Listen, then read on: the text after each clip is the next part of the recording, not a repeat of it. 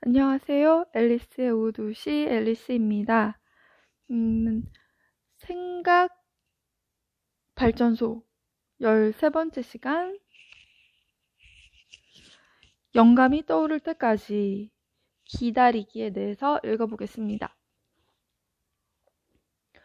생각이 무르익어 결정체가 되기 위해서는 시간이 필요하다. 뚜렷한 목표를 향한 치열한 궁리만이 문제 해결에 도움이 되는 건 아니다. 쉬는 것도 그에 못지않게 중요하다.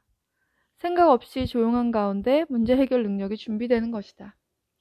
움직임이 없는 움직임처럼, 혹은 고요 속의 생기처럼 자기 안을 들여다보고 내면의 귀를 기울이며 다가올 것을 기다린다.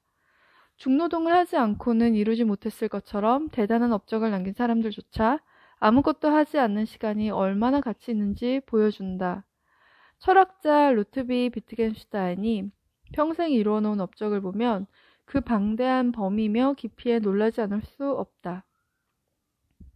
언어철학, 논리철학, 색채론 등에 관한 엄청난 저술들에다가 심지어는 건축 분야까지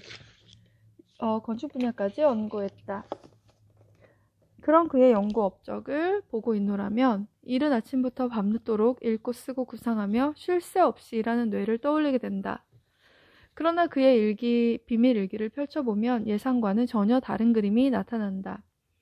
날이면 날마다 거의 똑같은 문장들이 계속해서 반복 등장하는 것이다. 일하지 않았다. 혹은 거의 아무 일도 하지 않았다.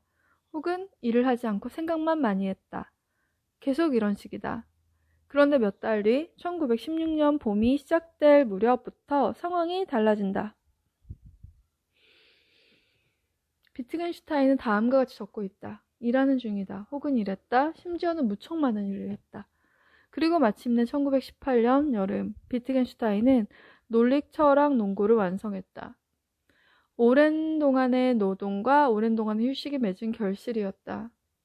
철학자들 중에서 자기 연구와 저술 작업을 두고 기다리며 그저 앉아있거나 심지어 하품까지 하는 경우가 드물지 않다. 철학자 프리드리히 니체는 자신의 책 자라투스트라는 이렇게 말했다를 위한 결정적인 착상이 어떤 식으로 다가왔는지 자세하게 설명한 바 있다. 스위스 알프스 산의 실스 마리아라 불리는 휴양지에서 일어난 일이었다. 여기 앉은 채 기다리고 기다리며 하지만 기다림의 대상은 없었다오. 선과 악을 뛰어넘고 곧이어 빛마저 벗어나 그저 즐기기만 하려니 곧 그림자마저 벗어나고 오로지 놀이뿐이었소.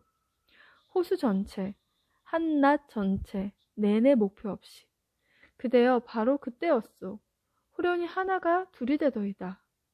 그리고 짜라투스트라가 지나가는 것이었소.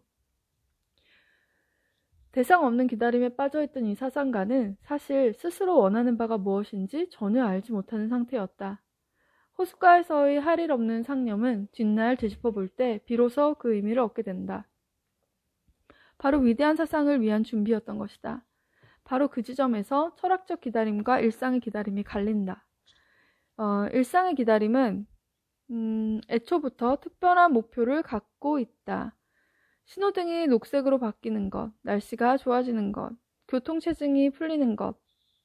그렇지만 마음을 풀어놓은 상태의 사상가는 무엇에 대한 것인지 모른 채 그저 생각에 파묻혀 있다. 정말로 새로운 것은 바로 이와 같은 방법을 통해서만 탄생할 수 있다. 새로움은 옛날 시계 안에 들어있지 않기 때문이다. 와, 이거는 밑줄을 그어야겠습니다. 새로움은 옛날 시계 안에 들어있지 않기 때문이다. 와. 진정으로 새로운 것은 이미 알려진 것들을 바탕으로 이끌어낼 수 있는 게 아니기에 호련히 번개처럼 마치 계시의 순간처럼 떠오른다.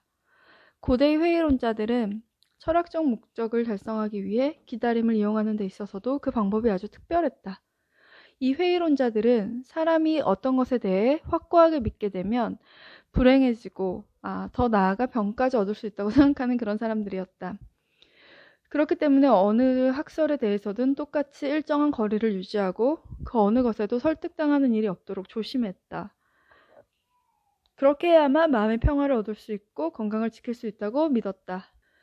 어쩌다 토론에 휘말리게 되는 경우를 대비해 회의론자들은 자신을 설득시키려고 하는 그 어떤 시도에 대해서도 김을 뺄 수 있는 일련의 기술들을 마련해 두고 있었다. 제때 적절한 대답이 떠오르지 않을 경우에 이들이 권하는 방법은 그냥 대답이 저절로 떠오를 때까지 앉아서 기다리라는 것이다. 이들은 특별히 날카로운 논리를 전개하는 사람들에게 이렇게 대꾸했다. 지금 나를 설득시키려고 하는 당신의 논증은 옛날 철학자들에게는 알려지지 않은 것이요. 그와 마찬가지로 아직 우리가 알지 못하는 논리 정연한 반대 논증도 얼마든지 있을 수 있어. 비록 오늘은 아니더라도 어쩌면 내일이나 모레쯤 우리 머리에 떠오를 수도 있을 거요. 따라서 지금은 당신의 논리가 분명해 보여도 우리는 당신에게 동의할 수 없어. 조금만 기다려보기로 합시다. 철학적인 문제에서 서두를 이유는 없는 법이니. 어, 저번에 그 논증이랑 추론 이런 거 굉장히 복잡한 거 어려운 거 하더니 이 책에 잠깐 쉬어가는 페이지 같은 느낌이 드네요. 영감이 떠오르지 않을 때는 그냥 긴장하지 말고 쉬어라. 왜냐하면 새로운 것은 옛날의 시계 속에 들어있지 않으니. 되게 멋있는 말을 건져갑니다. 앨리스의 오후 2시 생각발전소 오늘은 여기까지 읽겠습니다. 안녕.